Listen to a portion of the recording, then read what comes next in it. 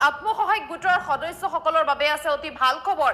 ফেব্ৰুৱাৰী মাহৰ শেষৰটো সপ্তাহ অথবা মাৰ্চ মাহৰ প্ৰথমটো সপ্তাহতে লাভ কৰিব 10,000 টকা মহিলাসকলে। हेलो एवरीवन सो बयखौबो फिन खेबसे चेनेलावहाय बरायग्रोनानै लानाय जाबाय। नैबे समावहाय आङो मोननैसो आपडेट्स लानानै फिन खेबसे आंनि चेनेलाव फैफिनबावनाय जादों। थ' जायफोरा इन्टारेस्ट मोनो निश्चय नोंथांमोना भिडिअखौ नायलांनो हागोन आरो भिडिअआ मानि सायावहाय जागोन निश्चय नोंथांमोना मिथिखाबाय टाइटेल बा थाम्बनेलावहाय नायनानै। थ' बिदिब्ला जागायलांदिनि बांद्राय गोलाव खालामनो सानाखै। जोङो बयबो मिथिखानाय गोबां दिन सिगांनिफ्रायनो जोङो बेबायदि निउस बा गोबांथार भिडिअसफोर जोङो नुबोगासिनोखा। थ' जोङो खोनानो मोन्दों बा मिथिनो मोन्दों ना बेबायदिनो एसएचजि बा आइजोफोरनि एकाउन्टावहाय थ' बेबायदि 10,000 रां जोङो हाबगोन होननानै मिथिनो मोन्दों।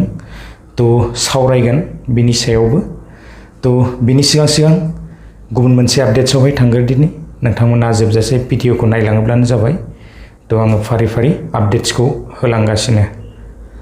थ' बिदिब्ला जोङो मेन पइन्टआवहाय थांदिनि। जोङो बयबो मिथिखानाय जोंहा जिथुनिखि PM किसाननि रां थ' हाबनो थांगासिनो दङ बा हाबसिगोन 24 फेब्रुवारियावहाय। जोङो नेनानै थायोब्लानो जाबाय। बारा दिन आरो गैला फेब्रुवारि मासआ जोबनो थांगासिनो दङ। थ' जोङो नेनानै थादो थाबैनो मोनसिगोन। अलरेडि KYCखौ मारिखाबाय जानांगौ बयबो। थ' मोनैनि माने खुनु खोथायानो गैला आरोना। थ' नेनानै थायोब्लानो जाबाय बारा दिन गैला गेजेराव आरो बेबायदिनो 10 दिनसोनि उनावहाय थ' मोननो थांगासिनो दङ। थ' बिदिब्ला जोङो गुबुन मोनसे आपडेट्सआव थांदिनि। गुबुन मोनसे आपडेट्सआ जाहैबाय जोंहा बयबो मिथिखानाय बेबायदिनो रोजा आइजोफोरनि एकाउन्टावहाय रां हाबगोन होननानै जोङो खोनानो मोनगासिनो दङ बा मिथिनो मोनगासिनो दङ। आङो इन्ट्र' भिडिअआवहाय होनानै होखादों जिथुनाखि जोङो डेट बा बेबायदि जोङो डेट नङाब्लाबो आरोना थ' जोङो मबे मोनसे दान बा मबे मोनसे मासावहाय हाबगोन थ' जोङो बेखौ क्लियार जानानै फैनो हादों।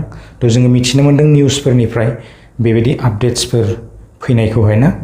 थ' जोङो जानुवारि दाननि जोबथारनाय सप्तायावहाय बा जोङो मार्चनि फार्स्ट उइकआवनो बेबायदि रांफोरखौहाय एकाउन्टाव हाबगोन होननानै जोङो मिथिनो मोन्दों।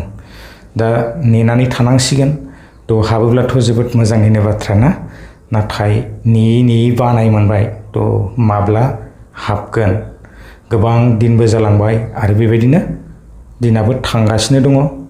थ' मोनसिगोन आरो जोङो बारा दिन नेनो गोनां गैला। मार्चनि फार्स्ट उइकआथ' आरो फैगासिनो ना। थ' बारा दिन गैला। थ' नेनानै थायोब्लानो जाबाय सोर मोनगोन आरो साबैसेया बेवहाय रिजेक्ट जागोन ना बयबो मोनजोबनो हागोन एप्लाइ खालामनायफोरा ना। थ' मोनोब्लाथ' जोबोद मोजांनिनो बाथ्रा 10,000 बेबायदि रां हाबगोन जाहैदों ना। थ' वेट खालामनानै थादो आरो बेबायदिनो समजों लोगोसे मोननो हागोन आरो ना। थ' बिदिब्ला आङो बांद्राय गोलाव खालामनो सानाखै बेसेखिनि आपडेट्सखौनो लानानै फैदोंमोन बयबो मिथिखानाय। थ' थेवबो भिडिअआ एसे लेट जाबाय आरो ना। थ' लोगोफोर नेक्स्ट भिडिअ लोगो मोनगोन। गोजोन्थों बाय। ফেব্ৰুৱাৰী মাহৰ শেষৰটো সপ্তাহ অথবা মাৰ্চ মাহৰ প্ৰথমটো সপ্তাহতে লাভ কৰিব 10,000 টকা মহিলাসকলে। আপুনিও যদি আত্মসহায়ক গোটৰ সদস্য হয় তেন্তে আপোনাৰ বেংক একাউণ্টতো পোনে জমা হ'বলৈ গৈ আছে 10,000 টকা। প্ৰথম পৰ্যায়ত 10,000 টকা লাভ কৰিব, দ্বিতীয় পৰ্যায়ত লাভ কৰিব 25,000 টকা, তৃতীয় পৰ্যায়ত লাভ কৰিব 50,000 টকা। আৰু এই টকা পোৱাৰ পিছত যদি আপোনাৰ ব্যৱসায় আগবাঢ়ে বা আপুনি স্বাৱলম্বী হ'ব পাৰে তেন্তে পুনৰ চৰকাৰৰ পৰা প্ৰদান কৰিব আপোনাক অধিক